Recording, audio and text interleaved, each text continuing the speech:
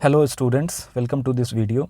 आज हम लोग हिंदी विषय जिसका कोर्स ए है और जिसका सब्जेक्ट कोड 002 है, उसके खंड ब में जो हिंदी लेखन यानी कि हिंदी के जो राइटिंग सेक्शन का जो क्वेश्चन है, जो कि 20 नंबर के होंगे, उसको हम लोग इस वीडियो के माध्यम से रिवाइज़ करेंगे पूरे राइटिंग वाले सेक्शन को। इसलिए हमने इसका हेडिंग रखा हिंदी लेखन, और ये 20 दिखा रहा है पूरे उस हिंदी लेखन के 20 नंबर को। तो इसमें क्या क्या होंगे, पहले इस पे बात कर लेते हैं, फिर हम लोग एक एक के बारे में डिटेल में देखेंगे। सबसे पहले आपको अनुच्छेद देखने को मिलेगा, और उस अनुच्छेद वाले प्रश्न में आपको 3 टॉपिक यानी कि शीर्षक दिखेंगे, और उन 3 में से कोई एक आपको चूज़ करके लिखना होगा, जो कि 6 नंबर का होगा। और वहाँ पे आपको शब्द सीमा यानी कि वर्ड लिमिट्स भी दे रखे होंगे। और वर्ड लिमिट बहुत ही ज़रूरी है हिंदी विषय में, क्योंकि बहुत सारी त्रुटियाँ हो जाता है शब्दों को लिखते वक्त। तो हम कोशिश करेंगे कि अपनी बातों को कह पाएँ शब्द सीमा के अंदर। बहुत ज़्यादा एक्सीड नहीं करेंगे तो बेहतर है, क्योंकि उतनी ज़्यादा त्रुटि गलतियाँ होने की चांसेस बढ़ेंगे। फिर आप दूसरे नंबर में देखोगे क्वेश्चन, पत्र या आवेदन किसी अधिकारी को, या फिर पत्र हो सकता है संपादक को भी, जो कि आप इंग्लिश राइटिंग सेक्शन में लेटर टू द एडिटर देखते हो, और ये सारे ही औपचारिक यानी कि फॉर्मल के अंडर आते हैं। या फिर उसमें आपको अथवा में प्रश्न भी दिखेगा, पत्र लिखने को मित्र या फिर अपने संबंधी सगे लोगों को, जो कि अनौपचारिक के अंदर आएगा, और ये 5 नंबर का होगा। तो आप जो भी अटेम्प्ट लोगे कंठस्थ कर लो, देख लो दोनों को, है ना, लेकिन एक को थोड़ा विशेषता ध्यान दे करके देख लो, वही वाला आप अटेम्प्ट करना। सिमिलरली आगे जो तीसरे नंबर पे आपको देखने को मिलेगा स्ववृत्त, ये आवेदन के फॉर्म में आपको अटैच करना होता है। स्ववृत्त मतलब बायोडेटा जो होता है, जो आज के समय में सीवी रेज्यूमे वगैरह होता है, उस तरह का कुछ। या फिर इसमें भी आपको अथवा दिखेगा, ईमेल अटेम्प्ट करो। तो आप इसके फॉर्मेट दोनों को देख लो। अगर ईमेल आपको आसान लगता है तो आप ईमेल को ही बहुत ज़्यादा कंठस्थ करके जाओ। 5 नंबर के ये भी आपको दिखेंगे। फिर अंतिम जो सवाल होगा हिंदी लेखन का, वो होगा विज्ञापन अथवा संदेश। तो इसमें आप जिसमें आप अपने आप को बेहतर पाते हो लिखने में, उसे आप अटेम्प्ट कर सकते हो। तो आप सारे के फॉर्मेट्स को एक बार देख के जाओ, है ना, लेकिन किसी एक को विशेषता, जैसे जिस भी में अथवा है, उसको आप थोड़ा बेटर प्रिपेयर कर लो कि हमको यही वाला अटेम्प्ट करना है। ठीक है, तो सबसे पहले हम लोग अनुच्छेद के बारे में बात करते हैं। अनुच्छेद यानी कि आर्टिकल राइटिंग, इसमें महत्वपूर्ण 2-3 चीज़ें ध्यान में रखना ज़रूरी है। सबसे पहले तो शीर्षक दे ही रखा होगा, है ना, टॉपिक के रूप में। उसमें से आप सेलेक्ट कर लिए, वो उसको आप हेडिंग के रूप में लिखोगे और आप लिखना शुरू कर दोगे। और सवाल में चांसेस है कि संकेत बिंदु यानी कि पॉइंट्स दे रखे होंगे, उन पॉइंट्स को कवर करके आपको अनुच्छेद को पूरा करना है, लिखना है। ठीक है, और इसमें भी शब्द सीमा का ध्यान रखना बहुत ही ज़रूरी है। आई थिंक 100 से 120 शब्द का सीमा जनरली रहता है, वहाँ पे आप प्रश्न पत्र में देख लेना कितना है। फिर अगर आप शुरुआत उसका अनुच्छेद का आप दोहा या कविता के पंक्तियों से कर पाते हो, अगर ऐसा हो पाता है तो बढ़िया है, नहीं तो आप डायरेक्ट भी टॉपिक को शुरू कर सकते हो। इसे 2-3 पैराग्राफ में रखा जाए तो ज़्यादा बेहतर होगा।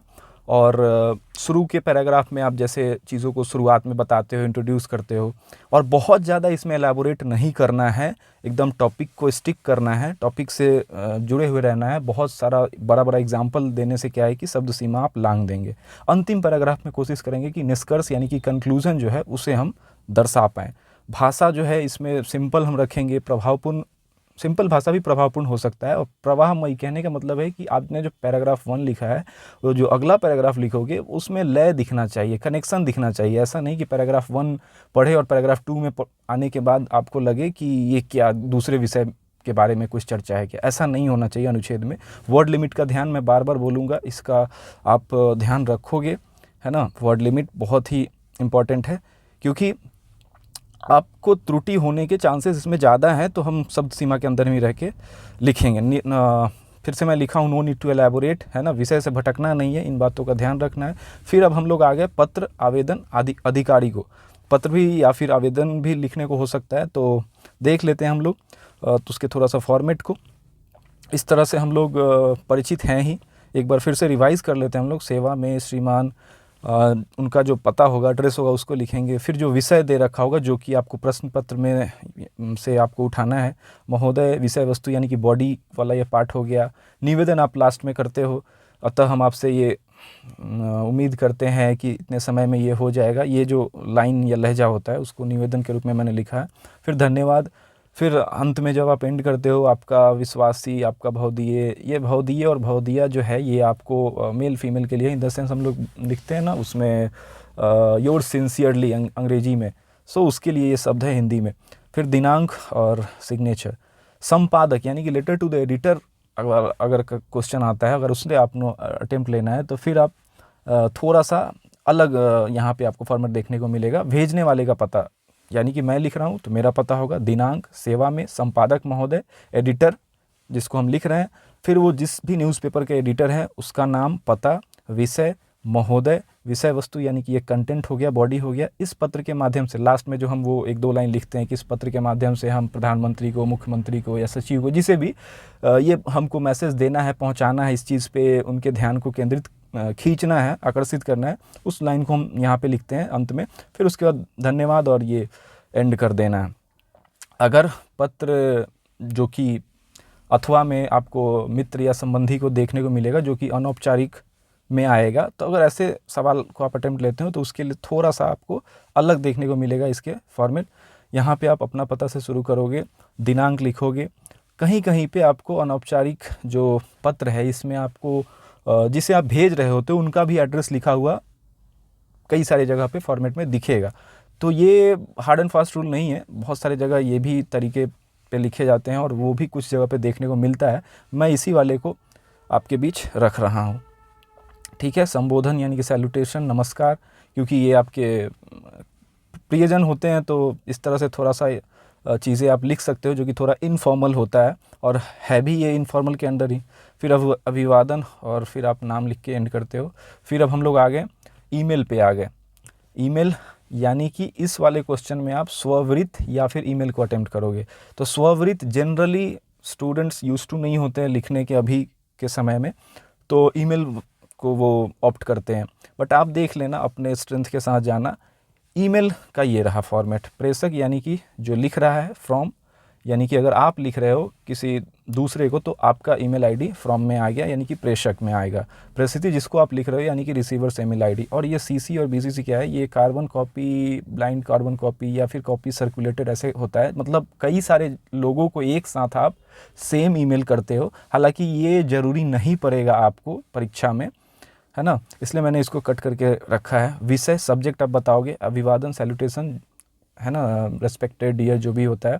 फिर विषय वस्तु, कंटेंट, समापन, एंडिंग, थैंक यू के साथ, धन्यवाद के साथ जो भी आप कर लिखोगे। फिर एक लास्ट में एक लाइन आप ऐड कर सकते हैं एम्फैटिक सेंटेंस के रूप में, अवश्य आइए, इस तरह से कुछ अगर सवाल का डिमांड हो तब, ठीक है। फिर अटैचमेंट लिख करके मैंने काटा है। अटैचमेंट यानी कि ईमेल में आप जैसे ईमेल आप भेजे होगे तो आपको आइडिया होगा कि उसमें फाइल्स वगैरह अटैच करने का, पीडीएफ वगैरह, फ़ोटोज़ वगैरह होता है, तो ये ज़रूरत नहीं पड़ेगा आपको लिखने का, लेकिन ये फॉर्मेट के अंदर था इसलिए हमने इसको डाला है और इसको कट कर दिया है, ठीक है। फिर नाम है। फिर आप आ जाओ स्ववृत्त, जो इसके अथवा वाले प्रश्न में होंगे।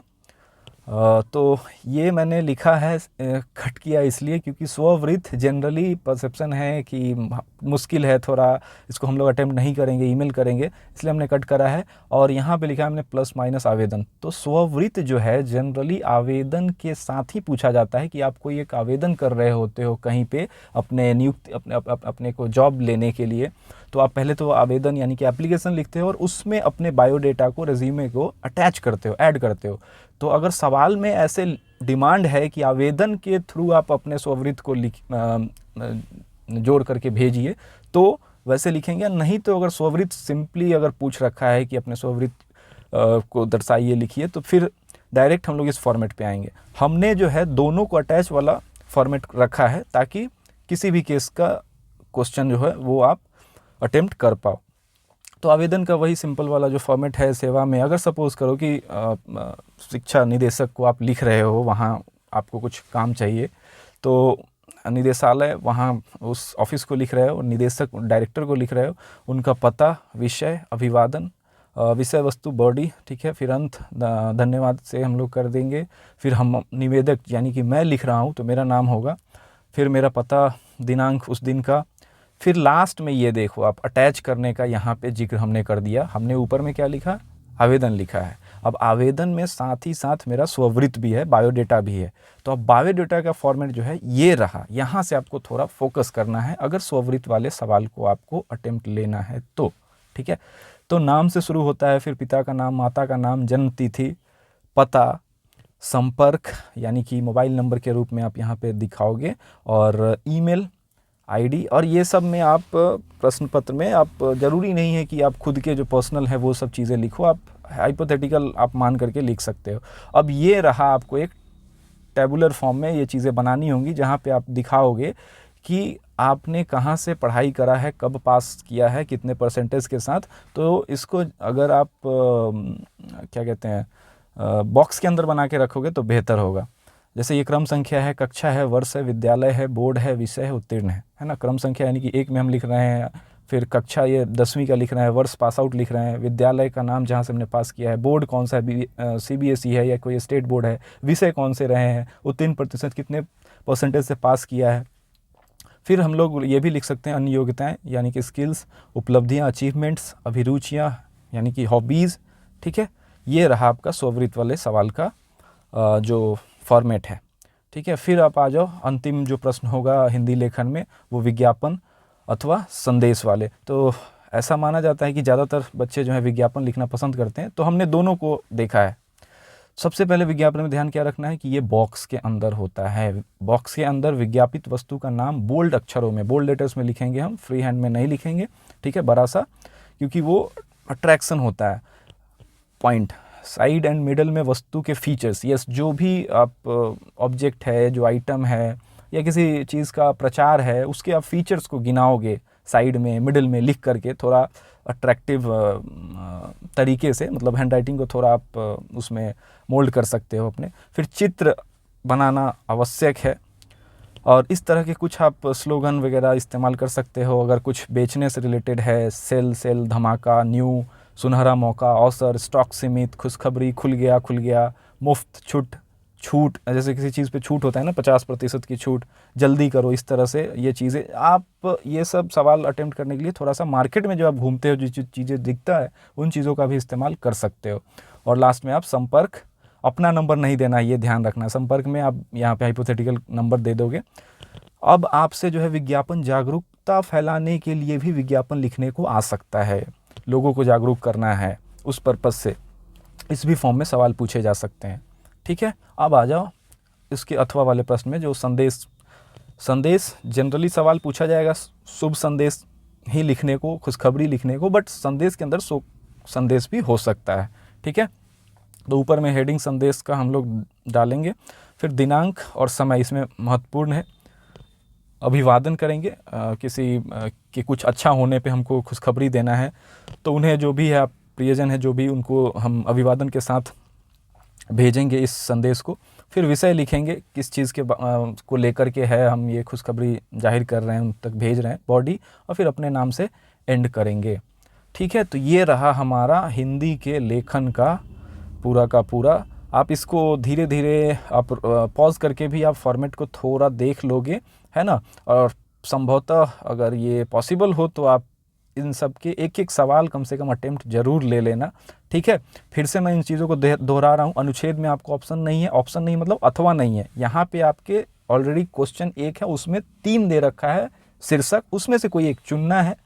चूज़ करेंगे हम लोग वाइजली, है ना, थोड़ा सोच विचार के, और वहाँ पे पॉइंट्स, बिंदु भी दे रखे होंगे, उनको कवर करते हुए हम अनुच्छेद को लिखेंगे, और शब्द सीमा के अंदर में रहते हुए हम लिखने का प्रयास करेंगे, क्योंकि ज़्यादा लिखना मतलब ज़्यादा त्रुटि, ज़्यादा गलती।